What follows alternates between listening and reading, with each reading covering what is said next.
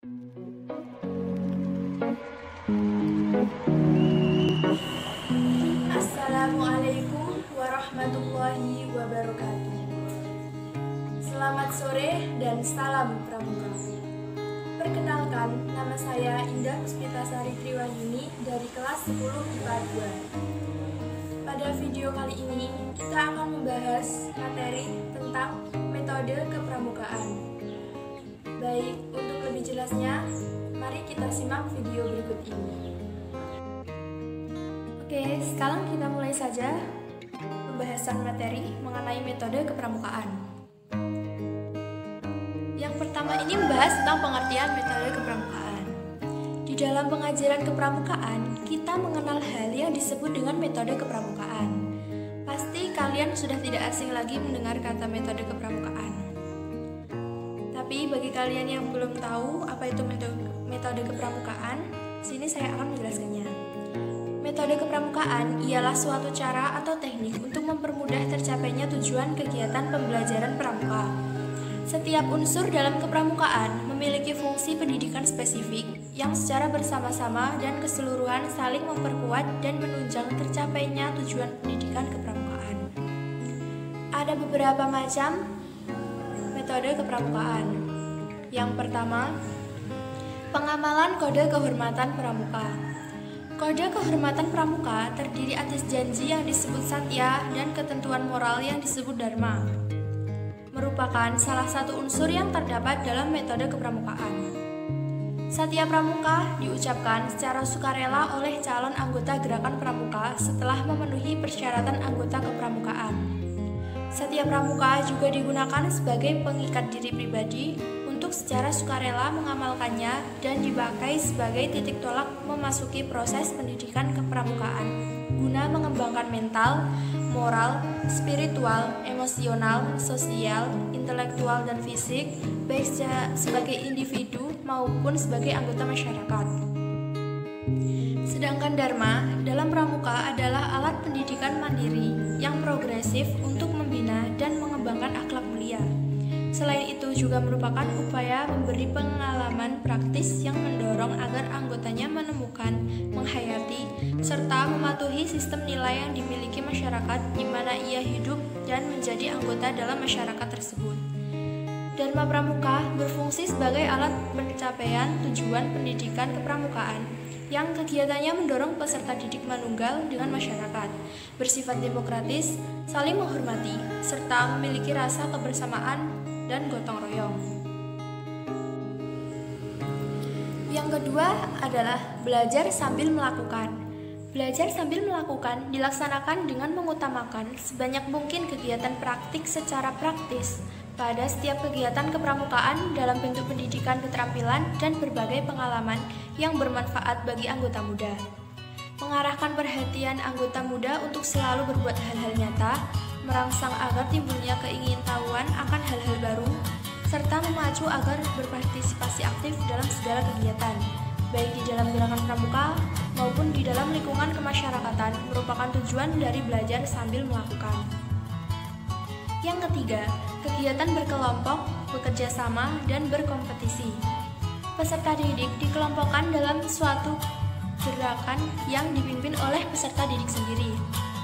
Kegiatan berkelompok memberikan kesempatan belajar memimpin dan dipimpin, mengatur dan diatur, berorganisasi, memikul tanggung jawab, serta bekerja dan bekerja sama dalam kerukunan. Kegiatan berkelompok memberi kesempatan untuk saling berkompetisi dalam suasana persaudaraan, guna menumbuhkan keinginan untuk menjadi lebih baik. Yang keempat, kegiatan yang menarik dan menantang.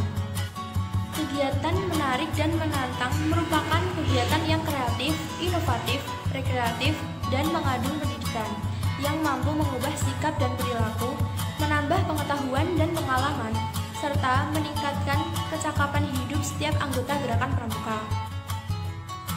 Diselenggarakan dengan memperhatikan 3 pilar pendidikan kepramukaan, yakni modern, manfaat, dan taat asas. Penyelenggaraannya disesuaikan dengan usia dan perkembangan rohani dan jasmani peserta didik, sehingga mudah diterima oleh yang bersangkutan. Diutamakan pada kegiatan yang dapat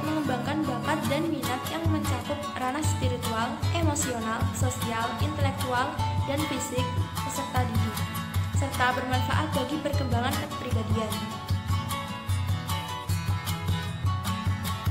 Yang kelima, kegiatan di alam terbuka. Kegiatan di alam terbuka merupakan kegiatan rekreasi yang edukatif dengan mengutamakan kesehatan, keselamatan, dan keamanan, dan tidak jarang diikuti dengan kegiatan yang menarik dan menantang, terutama bagi kaum muda agar bersedia dan mau bergabung dalam gerakan pramuka. Serta bagi anggota pramuka agar tetap terpikat mengikuti serta mengembangkan kegiatan kepramukaan. Yang keenam, kehadiran orang dewasa yang memberikan bimbingan, dorongan, dan dukungan. Anggota dewasa berfungsi sebagai perencanaan, organisator, pelaksanaan, pengendalian, pengawas, dan penilai. Sedangkan pramuka penegak dan pandega berfungsi sebagai pembantu anggota dewasa dalam melaksanakan kegiatan kepramukaan. Anggota muda yang dalam melaksanakan kegiatan yang dimaksud diharap dapat melakukan konsultasi dengan anggota dewasa. Dan pada waktu pelaksanaan kegiatan tersebut, anggota dewasa diharapkan dapat memberikan pembinaan dan pendampingan, dikarenakan anggota dewasa bertanggung jawab atas pelaksanaan kegiatan kepramukaan oleh anggota muda. Yang ketujuh, penghargaan berupa tanda kecakapan. Penghargaan berupa tanda kecakapan bertujuan mendorong dan merangsang peserta didik agar bersungguh-sungguh menghayati dan mengamalkan nilai-nilai kepramukaan serta memiliki berbagai kompetensi keterampilan. Tanda kecakapan merupakan pengakuan yang diberikan kepada peserta didik yang telah menghayati dan mengamalkan nilai-nilai kepramukaan serta telah memiliki berbagai kompetensi keterampilan. Setiap peserta didik wajib berupaya memiliki keterampilan yang berguna bagi kehidupan diri dan baktinya kepada masyarakat. Yang terakhir adalah sistem satuan terpisah. Sistem satuan terpisah Pramuka Putra dan Pramuka Putri diterapkan di gugus depan. Satuan karya pramuka dan kegiatan bersama. Satuan Pramuka Putri dibina oleh pembina putri. Satuan Pramuka Putra dibina oleh pembina putra, kecuali Perindukan Siaga Putra dapat dibina oleh pembina putri. Kegiatan yang diselenggarakan dalam bentuk perkemahan harus dijamin dan dijaga agar tempat perkemahan putri dan tempat perkemahan putra terpisah. Perkemahan putri dipimpin oleh pembina putri dan perkemahan putra dipimpin oleh pembina putra. Dan dari materi yang saya sampaikan tadi dapat kita simpulkan. Pertama, pelaksanaan metode kepramukaan dalam suatu kegiatan kepramukaan terpadu dengan pelaksanaan prinsip dasar kepramukaan, sehingga dalam penerapan atau penggunaan metode kepramukaan selalu dijiwai oleh prinsip dasar kepramukaan. Yang kedua, metode kepramukaan merupakan ciri khas pendidikan dalam gerakan pramuka.